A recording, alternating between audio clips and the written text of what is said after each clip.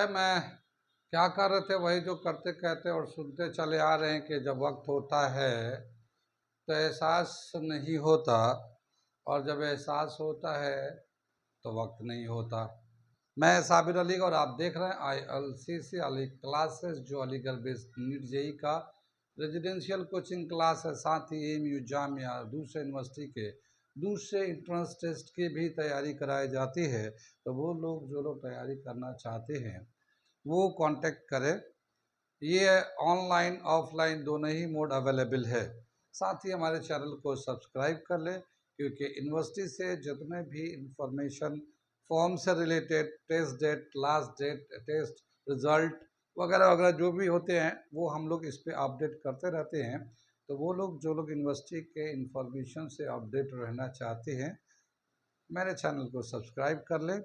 हम लोग कर रहे थे mathematics comparing quantity class 8.2 exercise चल रहा था। उसमें हम लोगों ने क्वेश्चन नंबर 7 तक कर लिया था, और क्वेश्चन जो है, और अब उसके बाद क्वेश्चन नंबर ये 8 है जो हमने यहाँ पे लिखा है। ये 8 क्वेश्चन जो है हमने लिखा है। अब मैं इसे पढ़ता हूँ, समझाता हूँ और फिर करके दिखाता हूँ। आप लोग भी पढ़े, समझे, रिवीजन करें इसे, क्योंकि आपको टेस्ट की तैयारी करनी है। तो रेगुलर रिवीजन करते रहें, जहाँ डाउट हो पूछते रहें। क्या दे रखा है? The price of a TV is ₹13,000। The sale tax charge on it is at the rate of, यहाँ पे रेट है, rate of 12%, at the rate of 12%. Find the amount that Vinod have to pay if he buys it. क्या बताया कि एक TV है जिसका cost है 13,000 और उस पर सेल टैक्स लगेगा 12% का। अगर एक आदमी उसे खरीदता है, जैसे यहाँ पे नाम दे रखा विनोद, कोई भी आदमी खरीद सकता है, तो अगर एक कस्टमर उसे खरीदता है तो कितने रुपये उसको पे करने पड़ेंगे? टीवी का कॉस्ट प्लस सेल टैक्स देना है, दोनों मिला के देगा, तो टोटल कितना रुपया उसे पेड करना पड़ेगा? ये है सवाल। ठीक, आगे चलते हैं। सवाल समझ में आ गया। 13,000 का तो सीपी हो गया। टीवी का जो सीपी है वो 13,000 है, और उस पर 12% का जो टैक्स होगा उसे और ऐड कर देंगे, तो वो सेलिंग प्राइस हो जाएगा। तो मैं इसका सलूशन करके दिखाता हूँ। इसका सलूशन क्या दे रखा है? सीपी ऑफ टीवी कितना है? ये 13,000। ठीक, और रेट ऑफ सेल टैक्स दे रखा, रेट ऑफ सेल टैक्स ये है 12%। ठीक, तो एसपी सेलिंग प्राइस कितना हो जाएगा?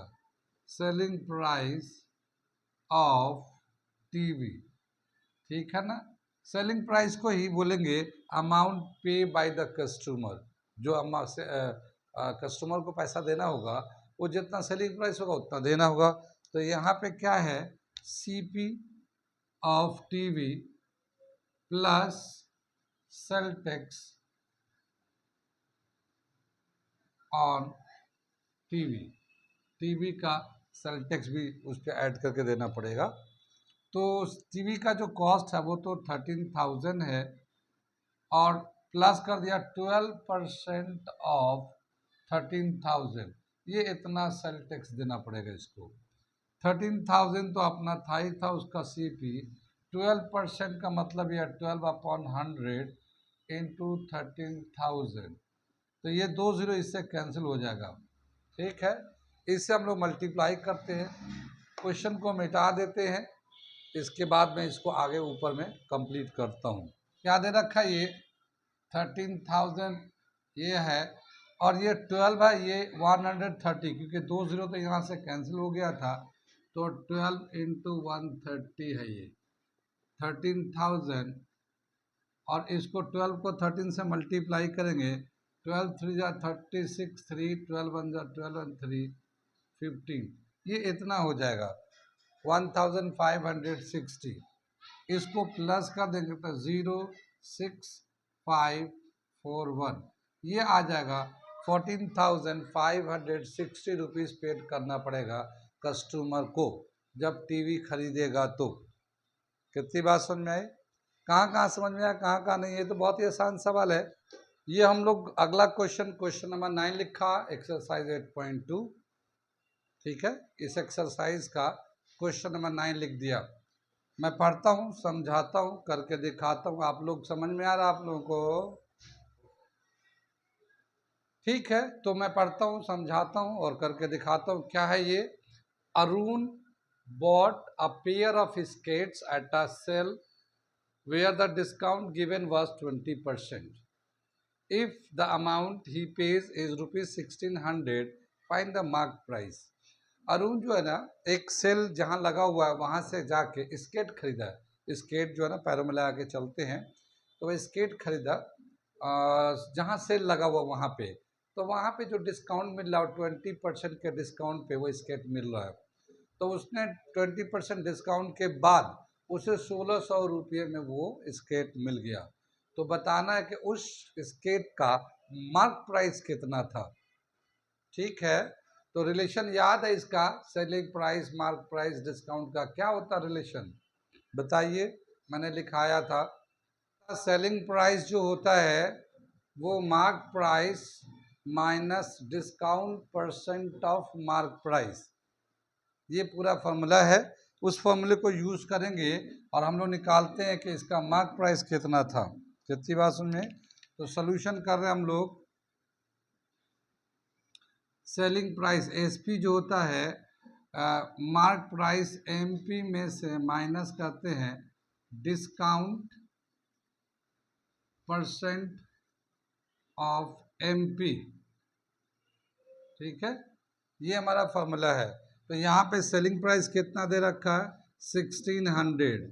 मार्क प्राइस हमें निकालना थी, ऐसे ही छोड़ दिया। डिस्काउंट कितना दे रखा? 20%, तो 20/100 कर दिया। अब ये एमपी लिख दिया। ठीक है, ये जो है ये 1600 ऐसे ही रहेगा और ये मार्क प्राइस है और ये 20 से काटोगे तो 1/5 आ गया, तो ये आ जाएगा मार्क प्राइस अपॉन 5 और ये मार्क प्राइस अपॉन 1, ये बीच में माइनस का साइन आ गया। अब एलसीएम लेंगे तो 5 यहाँ चला जाएगा, तो क्या आ जाएगा, मैं यहाँ कर दे रहा हूँ 1600 is equal to 5 MP minus MP upon 5। ये एलसीएम लिया, 5 आया तो ये यहाँ चला गया, ये यहाँ चला गया, ऐसे क्रॉस करके मल्टीप्लाई कर दिया। तो 5 MP में से 1 MP माइनस करेंगे, 4 MP upon 5 is equal to 1600। और MP अगर निकालते हैं तो कैसे? 1600 को 5 से ऊपर, 5 को ऊपर, 4 से नीचे, ये मल्टीप्लाई होगा, क्रॉस मल्टीप्लाई 4 से करेंगे तो 400 आ जाएगा ये। अब 400 को 5 से मल्टीप्लाई करेंगे तो ये आ जाएगा 2000, ये आ जाएगा हमारा MP 2000 आ जाएगा ये MP। तो उस स्केट्स का जो MP लिखा हुआ था वो 2000 था, 20% के डिस्काउंट के बाद उसे मिल रहा है वो 1600 रुपये में। कहाँ कहाँ समझ में आया, कहाँ कहाँ नहीं आया? जो समझ में नहीं आया पूछ लीजिए इसे, जहाँ समझ में नहीं आया पूछ लीजिए, वरना नोट कर लीजिए इसको।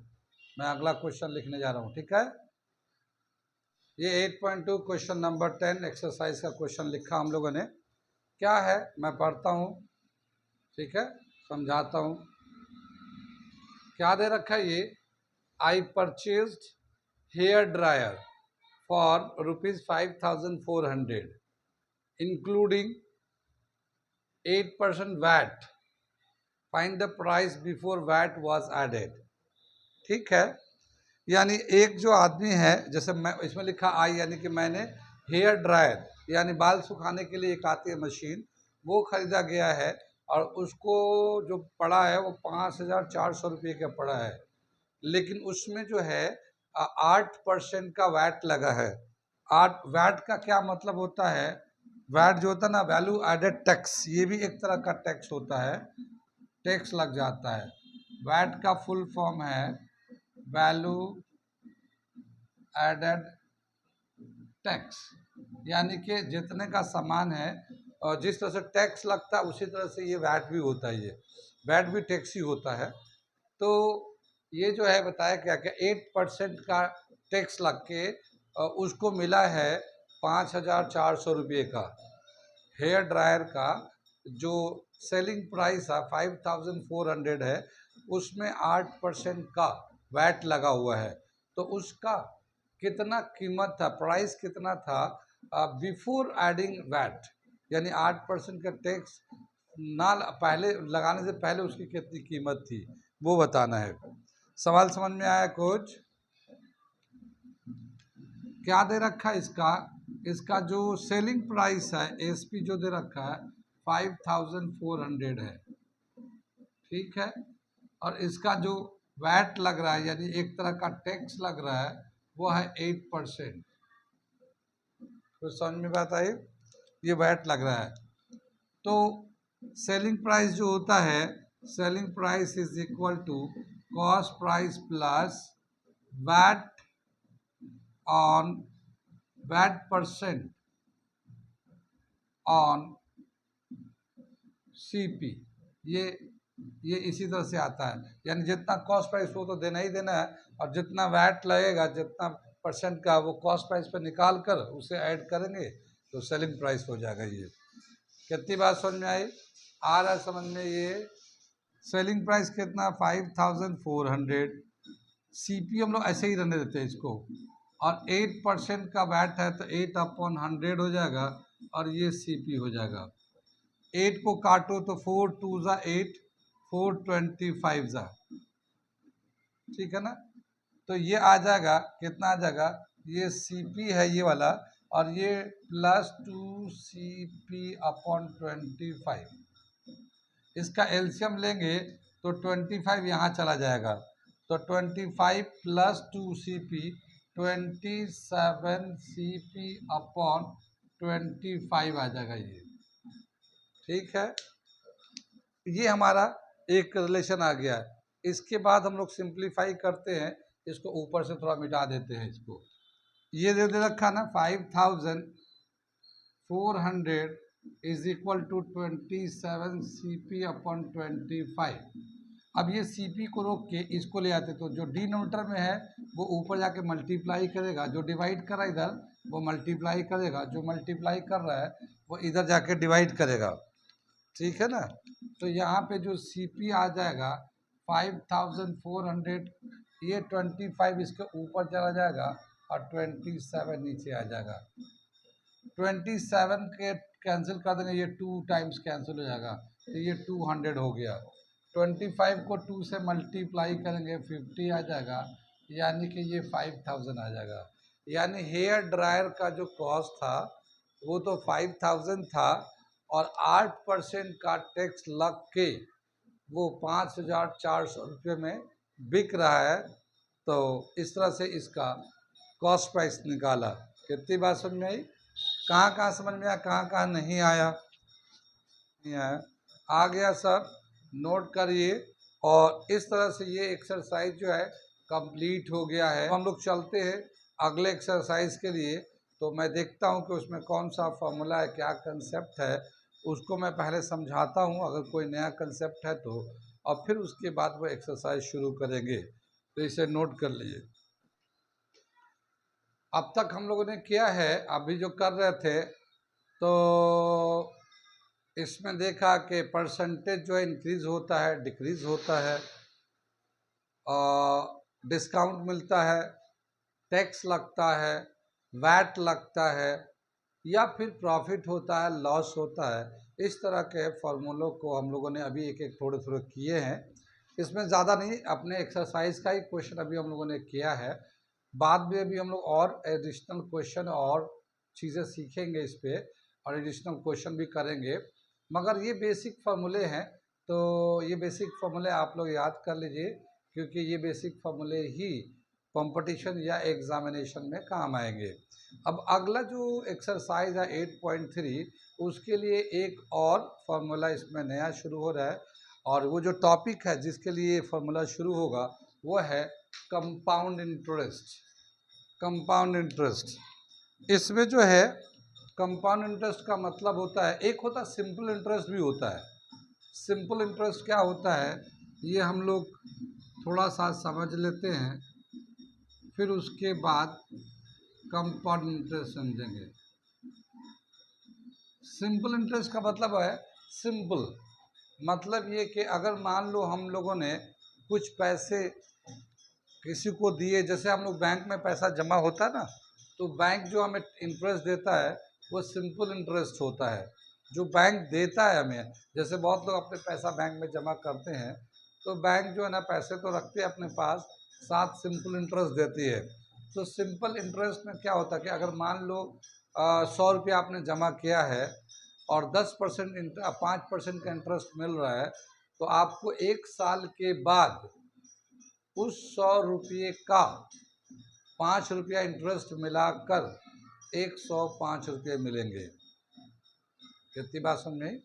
यानी कि 100 रुपया अगर आपने जमा किया है और 5% का इंटरेस्ट है, यानी 100 रुपये में 5 रुपया मिलेगा आपको, तो आपको टोटल कितना मिल जाएगा 1 साल के बाद, यानी 105 रुपीज़ मिलेगा।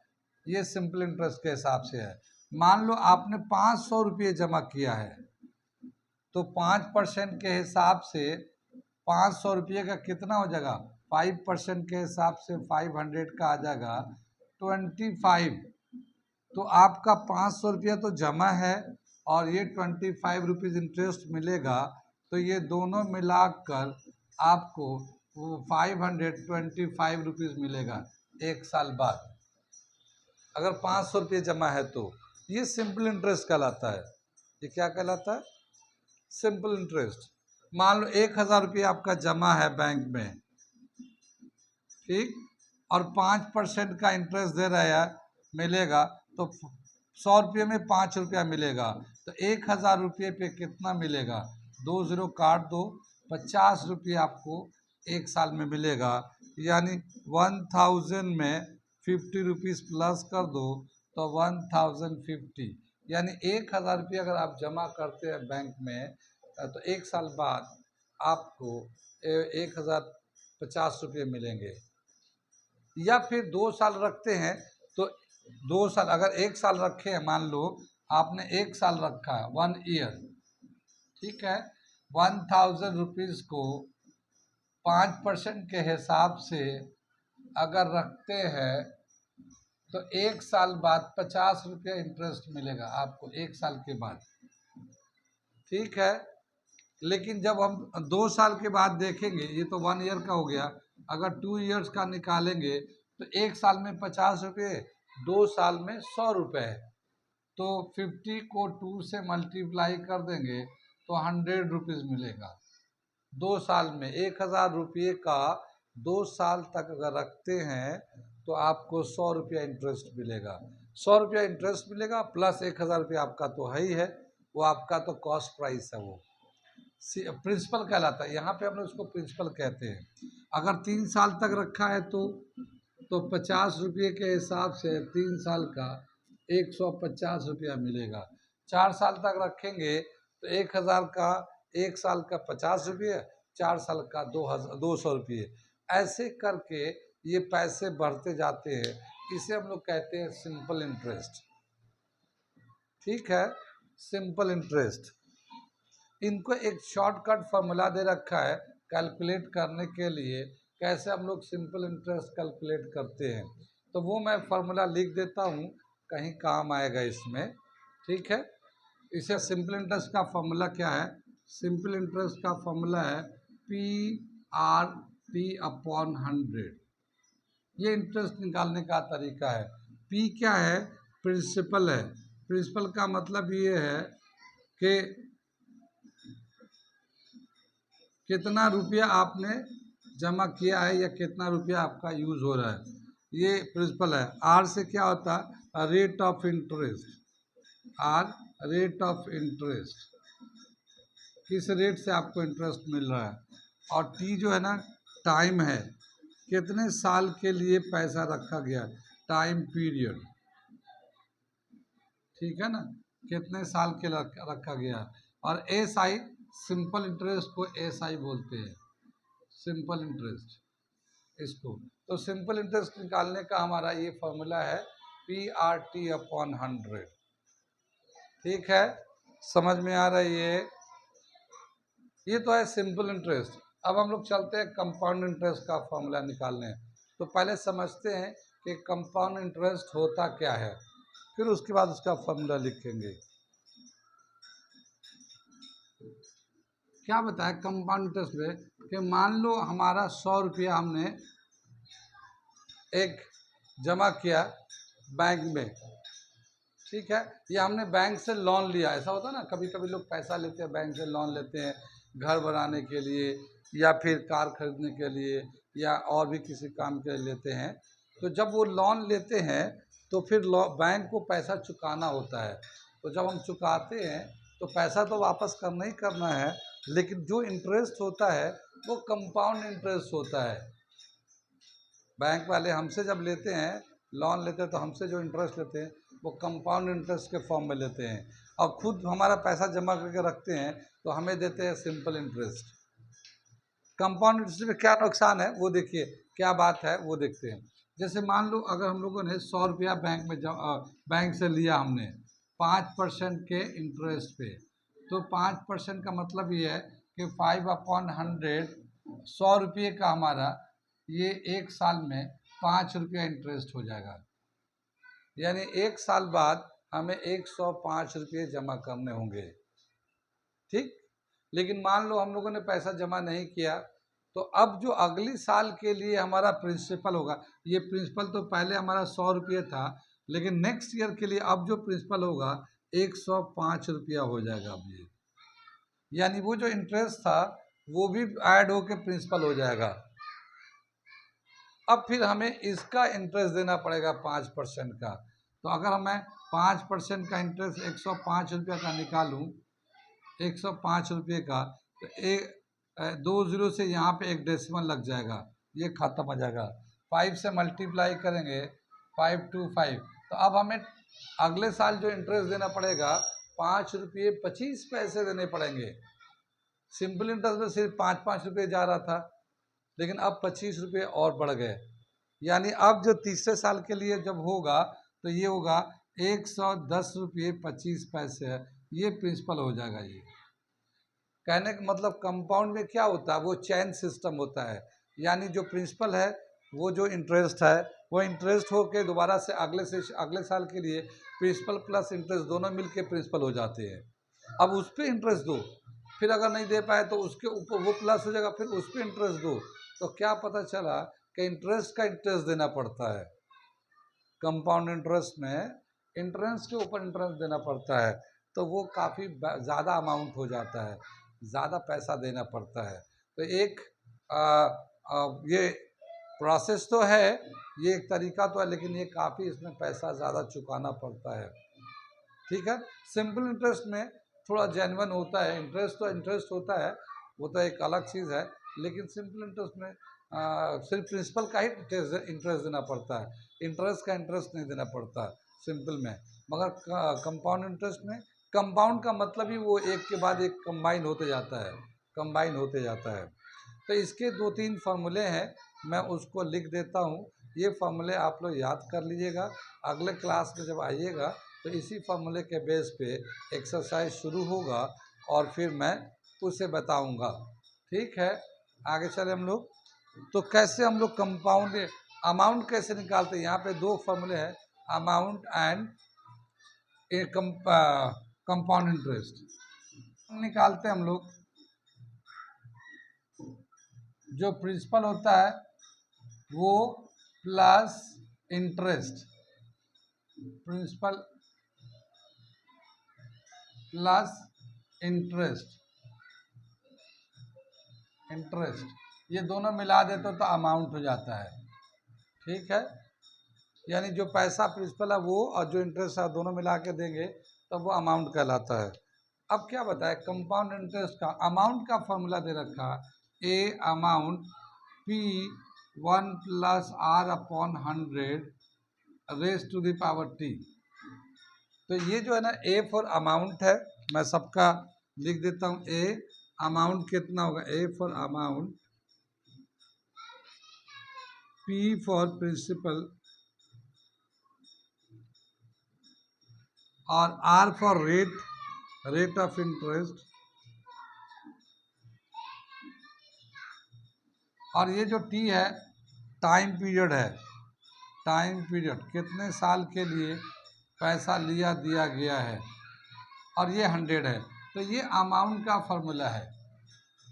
इसी तरह से कंपाउंड इंटरेस्ट का एक फार्मूला दे रखा है। कंपाउंड इंटरेस्ट का फॉर्मूला क्या दे रखा है, कंपाउंड इंटरेस्ट का, ये अमाउंट में से प्रिंसिपल को माइनस कर देते हैं, ठीक है। तो अमाउंट का जो फॉर्मूला है P1+R/100 raise to the power T, ये हमारा अमाउंट का फॉर्मूला ये है ना, P1+R/100 इंटू टी, ये हो गया। ये P यहाँ पे ऑल है, एक ये P है। अब P को कॉमन ले लेंगे तो ये आ जाएगा 1+R/100 raise to the power T -1, क्योंकि P जो है ना कॉमन ले लिया हम लोगों ने। तो ये कंपाउंड इंटरेस्ट का फॉर्मूला है, CI कंपाउंड इंटरेस्ट, ये इसका फॉर्मूला है। P bracket 1+R/100 raise to the power T -1। तो ये दो फॉर्मूला याद कर लीजिए कल के लिए। इसमें अभी आगे और बहुत सारे फॉर्मूले हैं, तो मैं कल जो है ना कंटिन्यू करूँगा अगले क्लास में, तो इसमें से आगे बताऊँगा। आज यहीं पे रहने देते हैं।